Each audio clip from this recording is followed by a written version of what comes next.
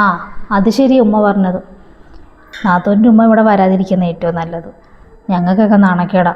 നാത്തോൻ്റെ ഉമ്മ ഞങ്ങളുടെ ബന്ധുവെന്ന് പറയുമ്പം തന്നെ ചിലപ്പോൾ ഈ ബന്ധം വേണ്ടാന്ന് തന്നെ വയ്ക്കും. ചിലപ്പം കണ്ടിട്ടുണ്ടെങ്കിലോ വീടാന്തോറും വീട്ടിലൊക്കെ കയറി തൈലം വയ്ക്കുന്ന ആളല്ലേ. അപ്പോൾ ചിലപ്പോൾ അറിയായിരിക്കും. പിന്നെ അതുമല്ല പറയുന്നുണ്ടെന്നും തോന്നരുത്. നാത്തോൻ്റെ ഉമ്മ വരുമ്പോൾ ഒരു കെട്ട വാടയാണ്. അത് പിന്നെ കുറേ കഴിയും. നാത്തോൻ്റെ ഉമ്മ പോയി കഴിയുമ്പോഴേ ആ സ്മെല്ല് ഇവിടുന്ന് മാറും. എത്ര വട്ടം എനിക്ക് ഛർദ്ദിക്കാൻ പൊട്ടിട്ടെന്നറിയോ. അതുകൊണ്ട് ഈ ഫംഗ്ഷനൊക്കെ വരുമ്പോൾ ആ സ്മെല്ല് തന്നെ ആയിരിക്കും. പിന്നെ ആരാ എന്താ എനിക്ക് ഓർക്കാൻ കൂടിയിട്ട് വയ്യ. വല്ലാത്തൊരു മണം തന്നെ. ആ അത് സത്യം അവൾ പറഞ്ഞത്. അല്ലെങ്കിൽ നിൻ്റെ ഉമ്മ വരുമ്പോൾ ഒരു കെട്ട വാടേ തൈലത്തിൻ്റെ ഒക്കെ.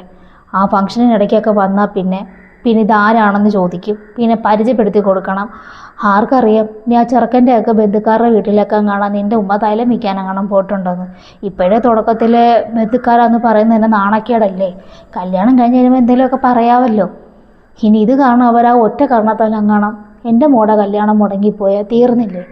അല്ലേ തന്നെ സ്വപ്നത്തിൽ പോലും വിചാരിക്കാത്തൊരു ബന്ധമാണ് കിട്ടിയിരിക്കുന്നത്.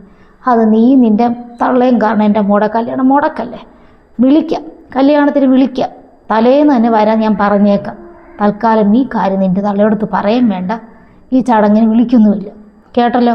ഇനി ഇതിനെപ്പറ്റി ഒരു സംസാരവും ഇല്ല, പറഞ്ഞേക്കാം. നീ വാടി വേണേ.